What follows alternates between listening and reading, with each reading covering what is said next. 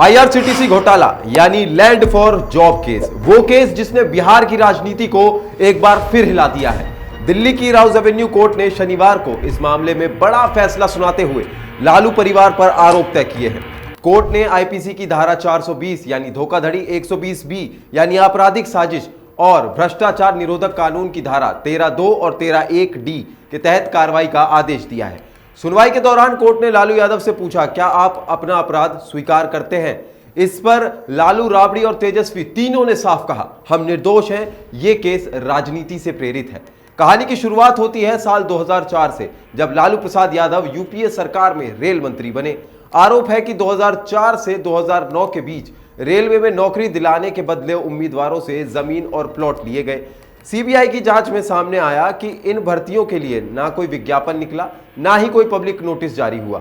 फिर भी बिहार के कई लोगों को मुंबई, हाजीपुर, कोलकाता और पटना जोन में सब्स्टिट्यूट के रूप में नौकरी दी गई और बदले में जमीन सीधे या परोक्ष रूप से लालू परिवार की कंपनियों के नाम ट्रांसफर हुई। मई 2004 में लालू रेल मंत्री बने और सिर्फ कुछ महीनों बाद रेल मंत्रालय ने आईआरसीटीसी के 2 होटल पुरी और रांची को लीज पर देने का फैसला किया। लेकिन टेंडर की शर्तें ऐसी थी कि सुजाता होटल्स नाम की कंपनी इस बिल्डिंग में शामिल नहीं हो सकती थी।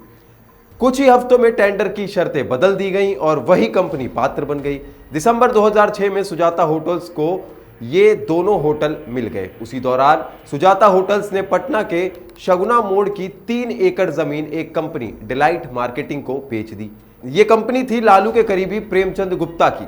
बाद में इस कंपनी के सारे शेयर खरीदे गए लारा प्रोजेक्ट्स नाम की कंपनी द्वारा, जिसका नाम बना ला से लालू और रा से राबड़ी, यानी पूरा चक्र सीधा परिवार तक जा पहुंचा।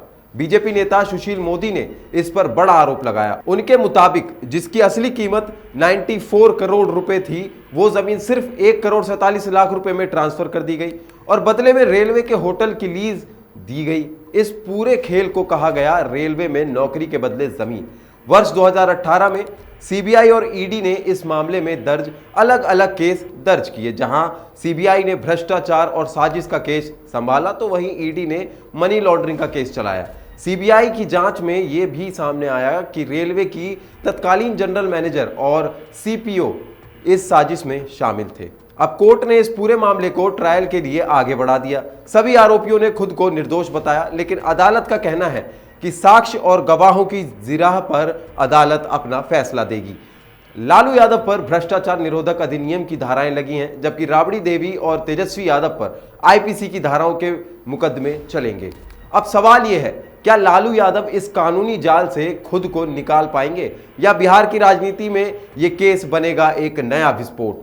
एक और अदालत में मुकदमा और दूसरी ओर बिहार में चुनावी माहौल। सियासी रेल की ये पटरी अब किस दिशा में मुड़ेगी, यह आने वाला वक्त ही बताएगा, क्योंकि राजनीति की इस ट्रेन में हर स्टेशन पर एक नया मोड़ इंतजार कर रहा है और यह कहानी अभी खत्म नहीं हुई है, क्योंकि अब लालू यादव और तेजस्वी यादव की राजनीति रील से निकलकर रियल में आ चुकी है। आपका क्या कहना है हमारी इस रिपोर्ट पे? हमें कमेंट पे जरूर बताएं और ऐसी तमाम जानकारियों के लिए बने रहिए एफएम न्यूज के साथ। नमस्कार।